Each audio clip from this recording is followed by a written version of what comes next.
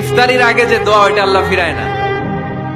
ইফতারি করার আগ মুহূর্তে আমরা যে পেঁয়াজু, আলুর চপ, বেগুনি, হ্যাঁ এগুলো খান আপনারা? রুয়াবজার শরবত খান নাকি? এই যে সাজায় রাখা হয় ডিজাইন করে, এইগুলো রেখে যখন দোয়া করেন, এই দোয়াটা আল্লাহ শুনে খুব। আল্লাহ বলে, কিরে ফেরেশতারা ঘটনা কি, এত খাবার কেন? আল্লাহ রোজা রাখছে, কি চায়? আল্লাহ ক্ষমা চায়।